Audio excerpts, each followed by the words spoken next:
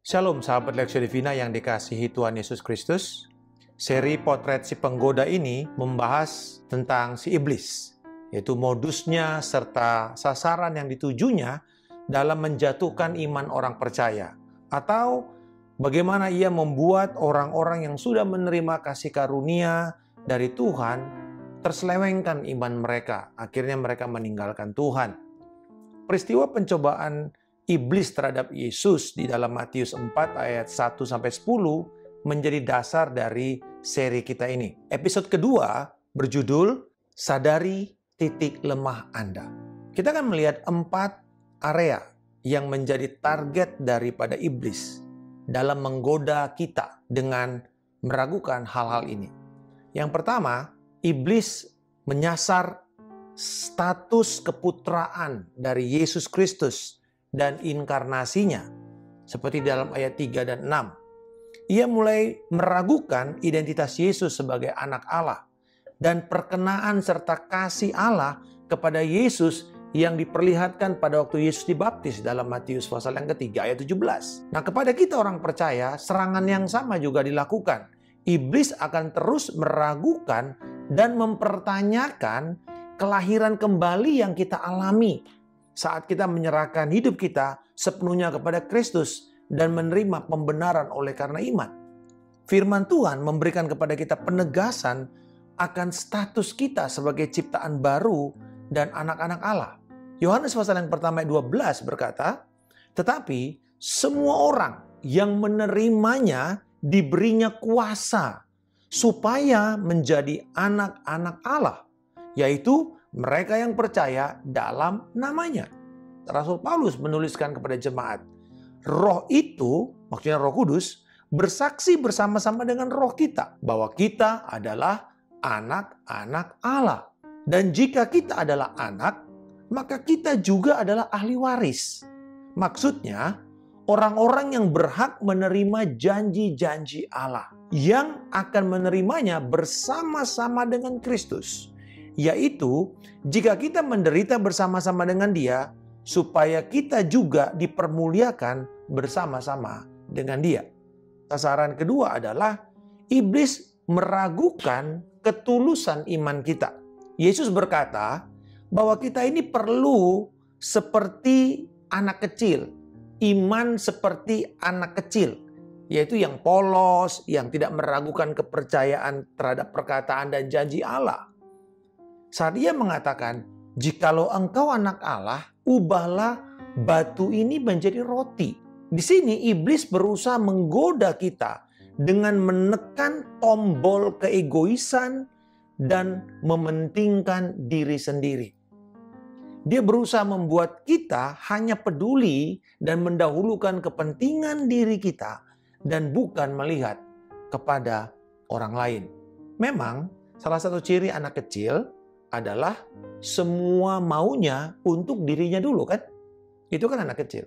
Me first. Dan inilah yang disasar iblis di dalam kehidupan semua orang percaya. Yaitu bagaimana membuat kita berdosa terhadap Allah dengan cara memusatkan kepentingan diri dan keakuan sebagai pusat kehidupan kita.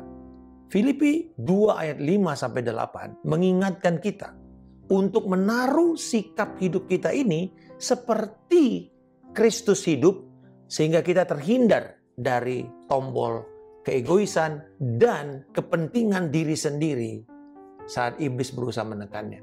Firman Tuhan berkata, "Hendaklah kamu dalam hidupmu bersama menaruh pikiran dan perasaan yang terdapat juga dalam Kristus Yesus, yang walaupun dalam rupa Allah, tidak menganggap kesetaraan dengan Allah itu sebagai milik yang harus dipertahankan, melainkan telah mengosongkan dirinya sendiri dan mengambil rupa seorang hamba dan menjadi sama dengan manusia. Dan dalam keadaan sebagai manusia, ia telah merendahkan dirinya dan taat sampai mati, bahkan sampai mati di kayu salib."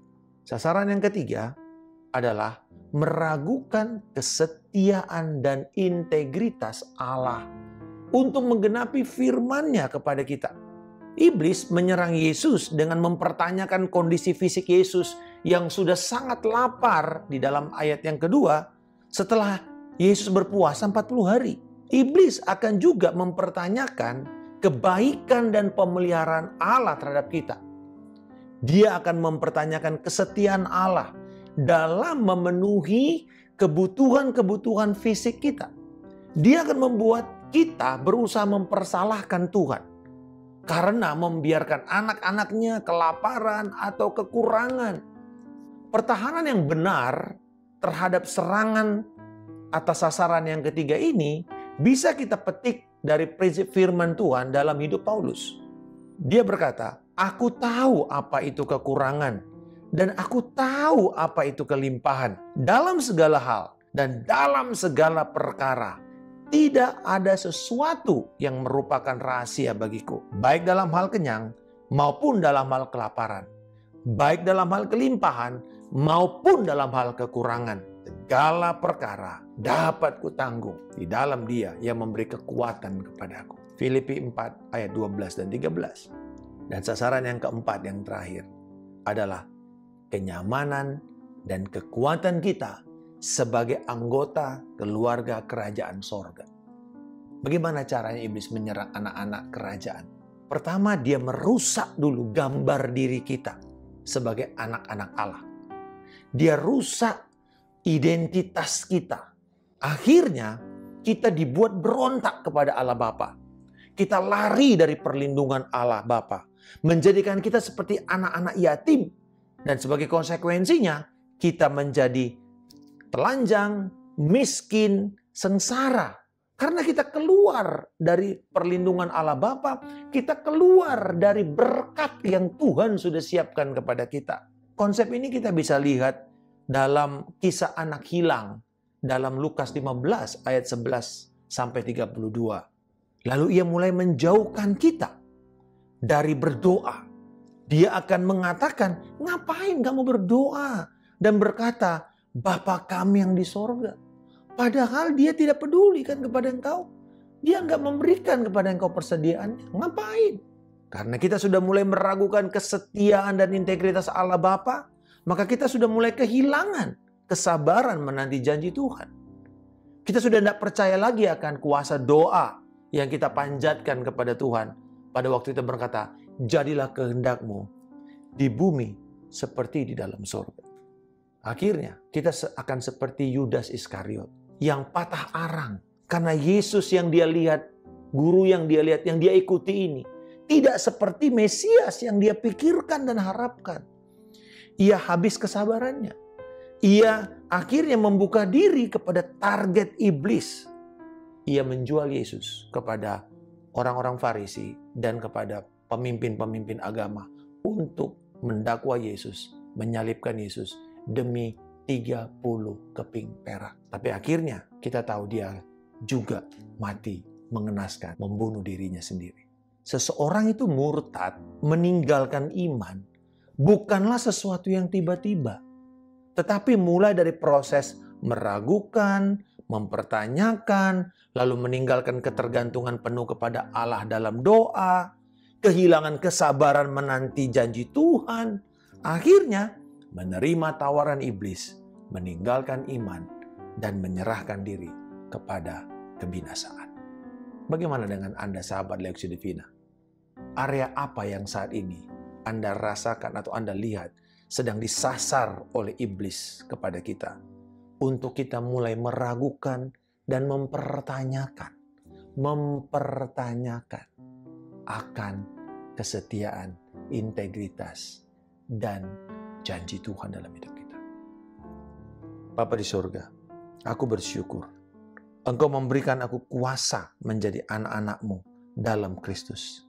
Ampunilah aku yang memberi diriku meragukan kasih, kesetiaan, dan pemeliharaanmu. Aku mau kembali bergantung kepadamu lewat doa dan bersabar menunggu penggenapan janjimu. Di dalam nama Tuhan Yesus Kristus, aku telah berdoa dan mengucap syukur. Haleluya. Amin. Salam kemenangan. Saya Pendeta Markus Simanjuntak.